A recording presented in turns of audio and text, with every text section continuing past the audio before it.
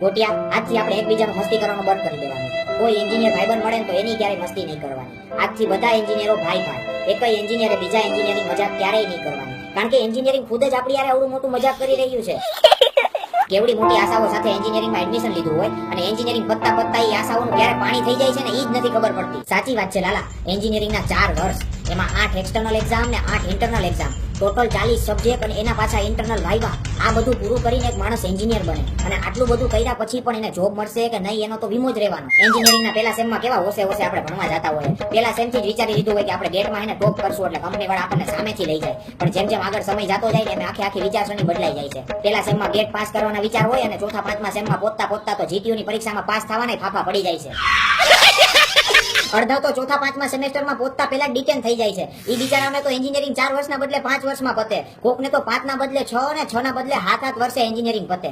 ઈ બિચારાનું શું થતું હશે હાલત, ઈ તો વિચાર કર. ડિટેન વાળી પબ્લિકને તો 22 સ્ટોકની સલામી દેવી પડે હો. હા, અને જ્યારે રિઝલ્ટ આવવાનું હોય ત્યારે ભગવાનને ખાલી એક જ પ્રાર્થના થાય કે ભગવાન પ્લીઝ આ સેમેસ્ટરમાં ખાલી પાસ કરાવી દે મને.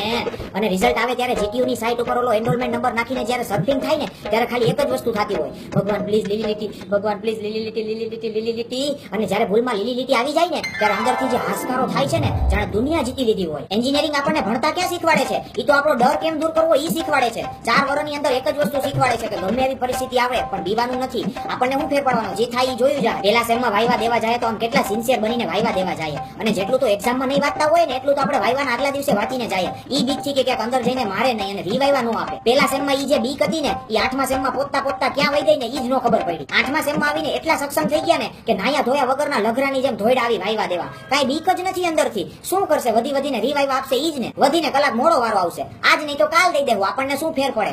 આમ બે શરમ કરી દીધા એન્જિનિયરિંગે હાવ આપણને. પછી તો ગેટની એક્ઝામ દેવા જાય કે ગેટનો બાપ દેવા જાય, શું ફેર પડવાનો. કાઈ બીક જ નથી પાસ થવું કે ફેલ થવું. કોલેજમાં પ્લેસમેન્ટ આવશે તો આમ ઊંચા વાળ કરીને સ્ટડ બનીને ઇન્ટરવ્યુ દેવા જાવ, શું ફેર પડવાનો. જોબ તો અમે દેવાના નથી. હાવ આવો વિચાર થઈ જાય છે એન્જિનિયરિંગ પત્તા. એન્જિનિયર બની જાય એટલે 40-50 હજારની નોકરીએ લાગી જાય એટલે જિંદગી સેટ થઈ જાય. આવો વિચારથી આપણે એન્જિનિયરિંગમાં આવ્યા હોય અને એન્જિનિયરિંગ પત્તા આખો વિચાર બદલી જાય. જોબ થોડીક કરાય હવે, જોબમાં થોડાક રૂપિયા ભેગા થાય. રૂપિયા ભેગા કરવા હોય તો બિઝનેસ જ કરાય. હવ બધા એન્જિનિયરને પાણીપુરીની લારીઓ લઈને જ નીકળવાનું છે.